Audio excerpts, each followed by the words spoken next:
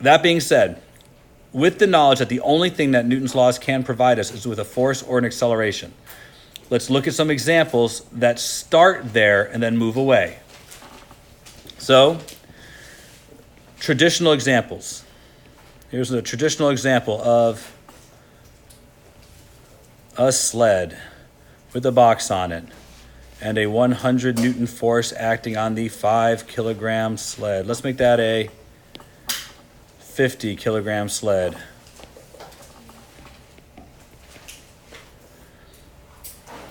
I observe this sled and notice that it is moving at a constant velocity.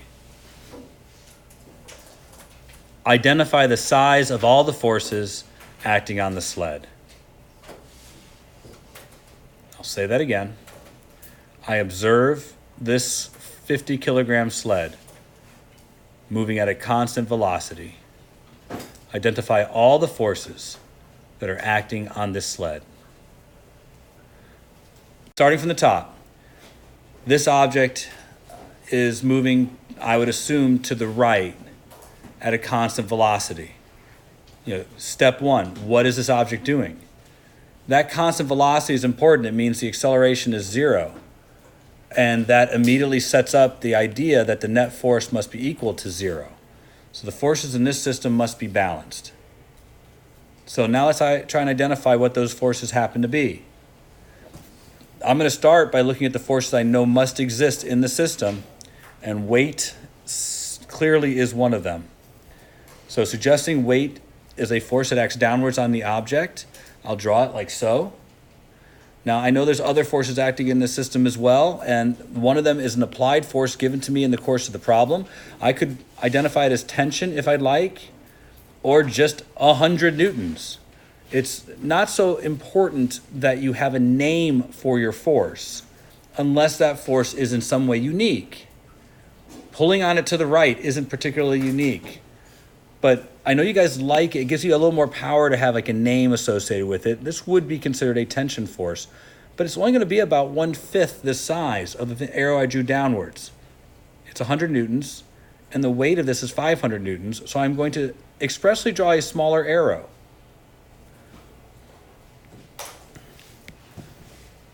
Now, there are other forces that must be acting on the system. For example, I know there's a normal force because the sled is in contact with the ground. So there must be a force that acts upwards, but my upward force will not be as large as the weight of the object. This is because my applied force, my tension force that's here, is pulling both to the right and upward on the object. In order for the net force to be 0, I must have as much force acting upwards as I do acting downwards. Now, this isn't a step. This is just me trying to be conscious of how I draw the arrows related to this problem so that they make sense. Just a quick little sketch suggests that there's a tension that has a piece in this direction and a piece in that direction. Now, I don't have to set that up as my coordinate system, but in my head, that makes reasonable sense.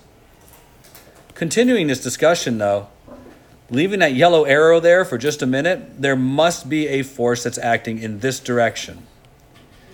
And, name it or not, I have a normal force in place. And when I have a normal force in place, there's the potential for there to be a frictional force. Does the sled scrape across the surface? In this case, it does. It makes reasonable sense then that there's a frictional force that acts in this system. And I'm going to label this friction. I believe those represent the 4 forces that are acting on the object. They are relatively straightforward. And in the case of this problem, my next job is to find a coordinate system that will help me solve the problem. At this point, we've done nothing to solve the problem. All we've done is lay out the problem in front of us. Putting a coordinate system in place is the beginning of the attempt to solve the problem, to find a way to analyze what's been given. And I can choose any coordinate system I choose, or a coordinate system that's aligned any way I like. But 3 of these forces are already at right angles to each other. It seems most reasonable to align the coordinate system with them. But the nail driving this, or the nail in the coffin of this is the fact that the cart moves to the right. It's the only likely direction that it moves. Thus, keeping that in mind, I can do a single coordinate system that is aligned also in the direction of motion and with the forces that are already at play. That seems like the right forces to use. And I'm going to make this the positive x direction and this the positive y direction. Labeling this normal, I now can make an attempt to solve it, but before I do, I have a off-axis force that I must break up into components. I don't spend a lot of time doing trig anymore, and I don't want to. So for those of you who need the trig, and I have people in other classes that do, so I will, but I'm just drawing this. That's really tiny, and it might be hard to see, but that only blew up some of them. So I'm going to stick with it being really tiny, and you'll just have to suck it up, I guess. But I'm seeing 100 cosine 30 along the x direction and 100 sine 30 along the y direction, and my tension has now been successfully broken up into two components, one in the x and one in the y. All right. Now, just so you guys know, on the actual AP exam, don't ever put your components on your free body diagram. Draw them separate, because they're going to ask for a free body diagram, and they will probably express that there should be no components on there. That it should only be the forces acting in the system. So if you need to work, if you need to draw this out so you can lay it out, you should, but a separate from the diagram that you're letting them grade. And I'll bring this up in class when we have our tests. But now, net force in the x direction and net force in the y direction, these both must be equal to 0. So I will take all the forces in the x direction, my 100 cosine 30, minus my friction, and set that equal to 0. And I'll take my normal plus 100 sine 30 minus 500 and set that equal to 0. Yeah, I didn't spend a lot of time saying this is 500, but I think I don't have to, right? So now it's friction equals 86.6 newtons and normal equals 450 newtons.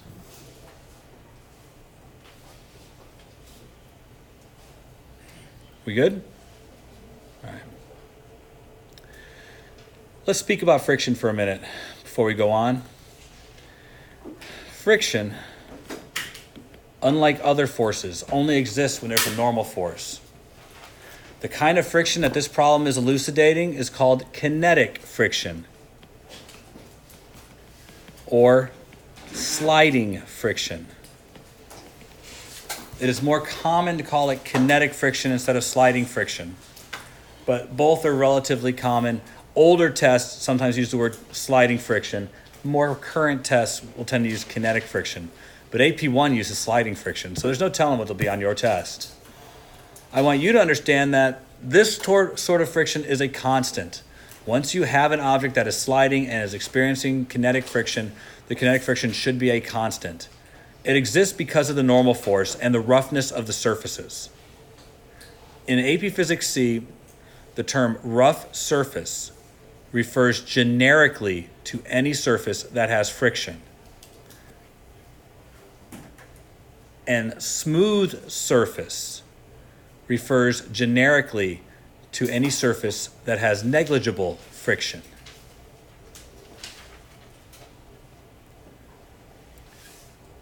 Older tests, it was more common for them to simply say that you have an object on a smooth surface, and it was for you to interpret that that meant no friction. Newer tests are more explicit. It is not outside the purview of your class to ask me if in this circumstance or any circumstance the word smooth means zero friction. If I say yes, that's what it means, then I'm probably have given you an older test and I want to make sure there's no confusion. If I say I can't answer that, then I'm probably telling you that it means something else. Does everybody understand? So newer tests, after about the year 97, 98, they were more explicit and didn't just rely on smooth and rough. But if they say rough, even in today's test, that means there is likely friction. However, the ratio of the frictional force to the normal force is actually a measurement of how rough the surface is.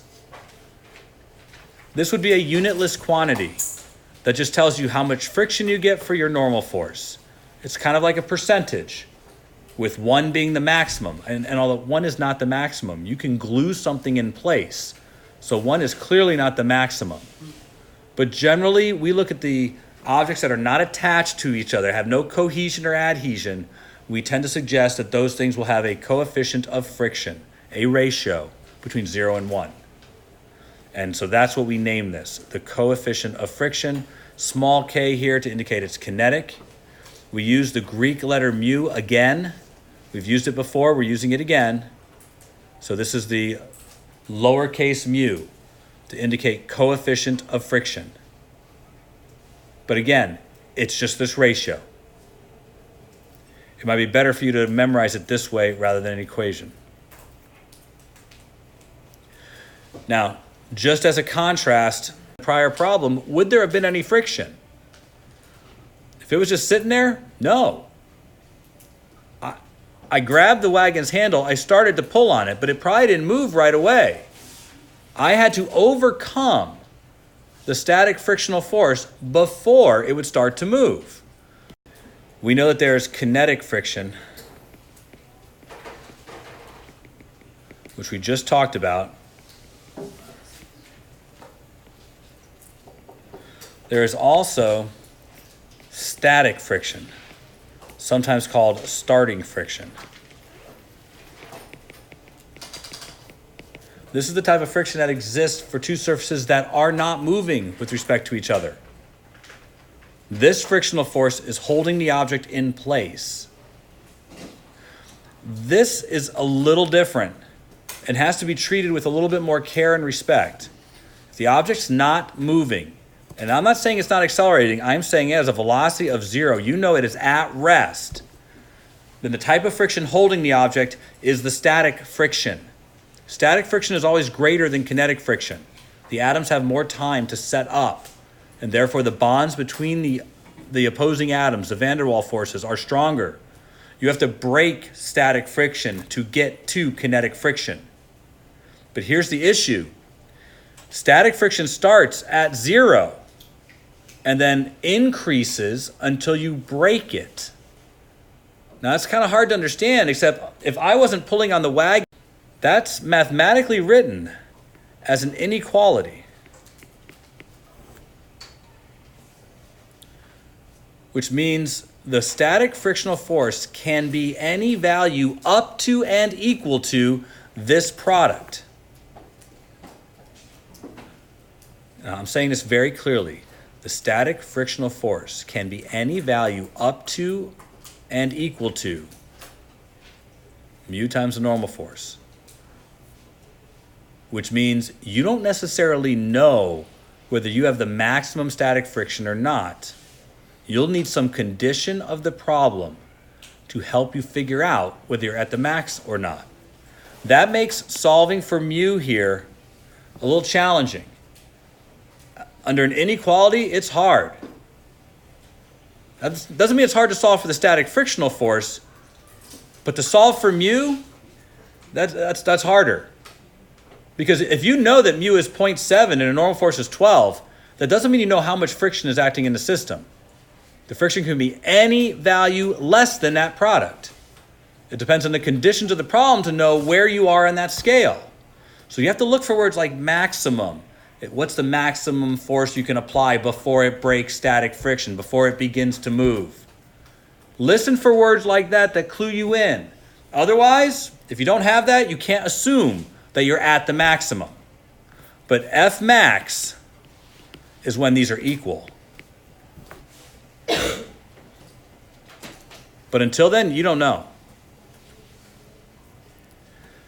All right, let's look at another example. This is the example that you've all been waiting for. Your favorite. No. Everybody loves good inclined plane. No, shut up. Look, inclined plane problems are the bread and butter. Hey folks, look. This object accelerates down the ramp at 2 meters per second squared. Has a mass of 2 kilograms, angle of 40 degrees. It is sliding because it is accelerating. I want you to tell me what the coefficient of kinetic friction is. I will tell you it is 0.578. That doesn't mean say it back to me. Prove it. Does everybody understand what I want? Use this time tonight to show you can do this.